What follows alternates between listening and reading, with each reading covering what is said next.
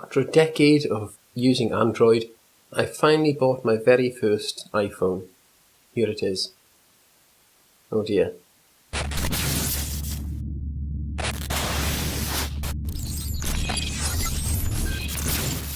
Hi and welcome back to Tech It Out. Yes, I have bought an iPhone, but I haven't bought it because I wanted an iPhone. I bought it simply because I wanted something that I could use to demonstrate this repair system that I've come across. This is RepairX by RepairXPro. What it is a series of instruction cards to help you repairing mobile phones, tablets, and later on they will be put in game consoles and even computer parts as well. So I'm just going to pull off the screen of this iPhone. I've never had an iPhone before. I've never tried to repair one. So I'm just going by what's on the card here. This card is specific to one particular job, but it can apply to others as well. And that's the beauty of this particular system, in that it doesn't give you just one great big huge manual that you've got to try and find your way through and find the right chapter or find the right parts that you want to try and repair, and then go through all the technical stuff and bad photographs and everything else. This actually gives you a step-by-step guide, and it comes with a magnetic holder as well as a pen, so you can actually mark out items or highlight items, as I've just done here with the screws I've taken out. I placed them on the magnetic holder there and I highlighted them so I know where they are. And now I'm going to take off the screen. I'm using a little trick that I found because I haven't got a screen puller. I don't think it would work on a cracked screen like this anyway.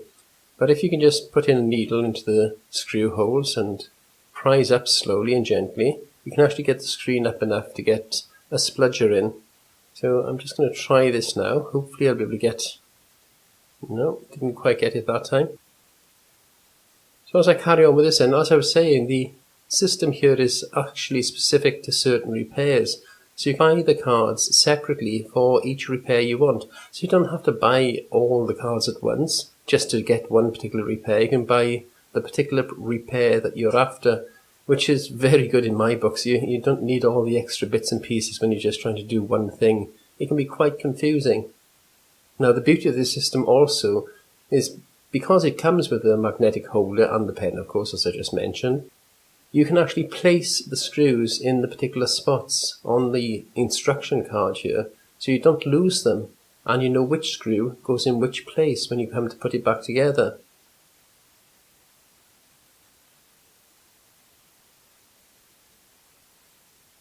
The other thing about this is it does give you a step-by-step guide, so you can actually see on the card that each and every step is marked out so you can do the job in the right order, so you don't end up trying to force something off and breaking something as you're doing it. Now I'm finally getting into this iPhone. I've got to say I've never owned an iPhone, I was truthful in that. And I've never ever tried to repair an iPhone either, so this is my first time.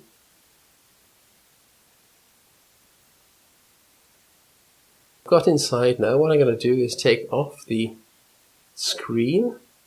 I believe I've got to take off this little panel here first to get at the connectors.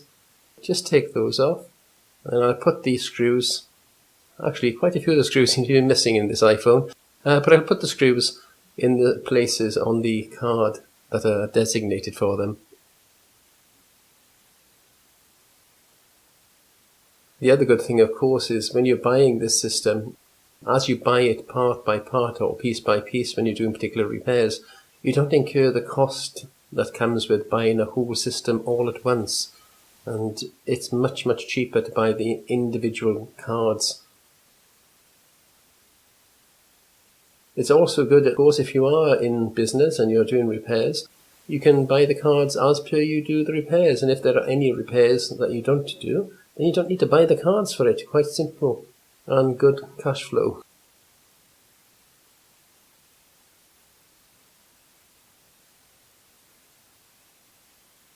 So I'm just going to put this screw in its designated place on the card. Just there.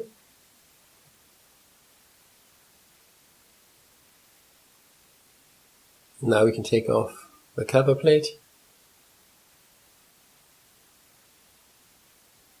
and we can lift the connectors.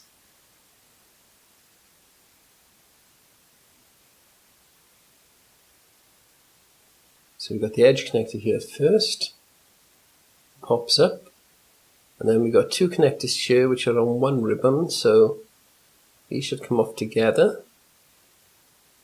This phone, by the way, was sold as is with the broken screen and saying that it doesn't actually start.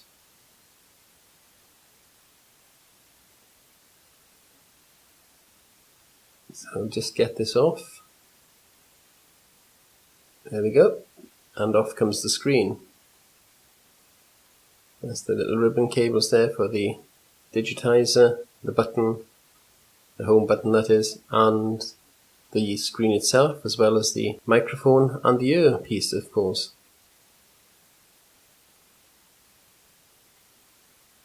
Now that we've got that off and we know where all the parts are to go back in, we can take off the battery. I want to test the battery because I'm not sure whether or not it is holding any charge or if it's completely dead. So I'm going to just pull it off and test it. Now I've seen in some of the examples given that once you take this cover off and unclip the little connector here, just put that in the right place so I know where it goes, you have to pry the battery up with a screwdriver in certain places. Now I don't like that idea at all.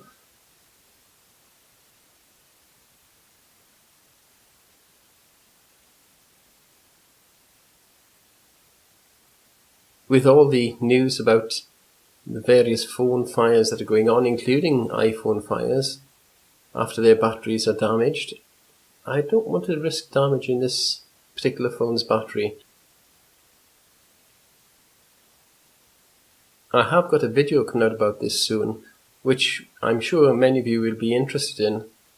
It's a safety with LiPo batteries video. More about that when it comes out.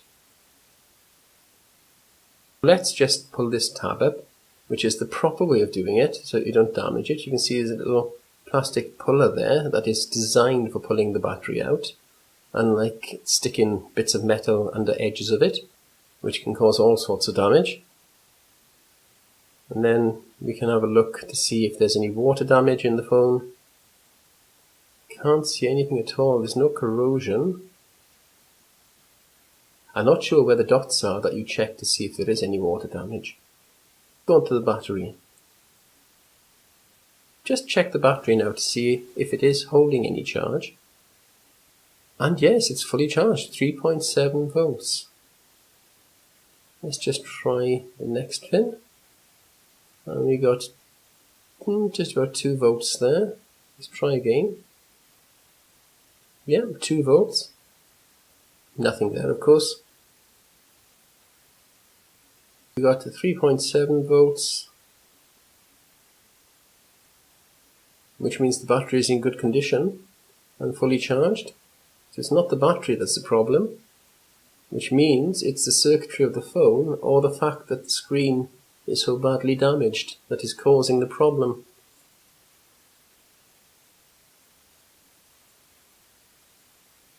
One last check of this pin. Nothing there, but I do get the 2 volts there. I would say this battery is okay.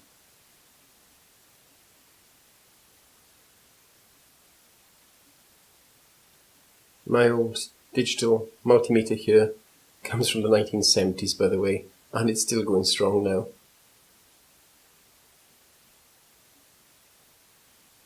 What you may have noticed as well is that I've turned the card over and you have this, I think they call it a ghost sheet, which is for those more technically minded who want to make their own notes and diagrams.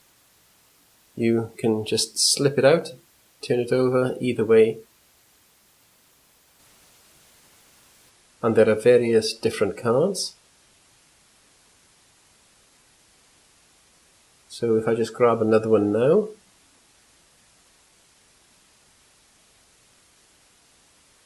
you have an iPhone 5C card here. Very similar to the 5, of course, but slight differences, especially when it comes to the screws. They're in very different places. and this is the iPhone 6s. Again, very similar layout. The screws and the process that you go through to do the repairs are all slightly different. All very, very well laid out on the card here. Now, I got to say, as much as I love technology, and I love my tablet and my computer, my laptop and so on, my mobile phone, having a card instead of an electronic device, I find much better. It's much clearer, much more concise. It doesn't keep switching off or dimming the screen all the time. And I don't know, I just think it's much better to have a physical card than an electronic version. You may think differently. Of course, on this blank card here, you can see you can make your various diagrams or various amendments, notes and so on. And you can highlight and then just wipe it off with a piece of cloth. So what I'm going to do is I'm going to finish with just a short video from RepairX explaining themselves the system. But if you want to go to the main site, there are longer videos with a lot more information, and of course the website has all the information about the system and purchasing as well. Just to finish, I've got to say the good people at RepairX did supply the cards that I've used today, free of charge, for this review. But again, as always, all my views are my own. RepairX. So, what is RepairX? Well, let me introduce you to the next evolution in magnetic repair guides. RepairX is a magnetic tray that holds a repair guide accompanied by an erasable marker. This magnetic tray has a clear writable surface that allows you to make notes on top of the repair guide. Turning over the repair guide gives you a simplified version for more advanced technicians to make notes using the erasable marker. The magnetic tray comes with a generic grid and a universal device outline for special repairs. The magnetic tray is strong enough to hold small screws so you won't lose them during a repair or when carrying the tray. On the left side of the device are the labeled parts and their proper location indicated by red lines. On the right side is a picture and short description of the device, a key, and the tools you will need. Screws are not only numbered but labeled with their measurements as well as warnings for spots that need extra caution. Most importantly, screws are color-coded by repair type so you only remove the screws you need for a specific repair. Finally, each guide has a special version of the guide on the back called X-ray mode, designed for more advanced technicians.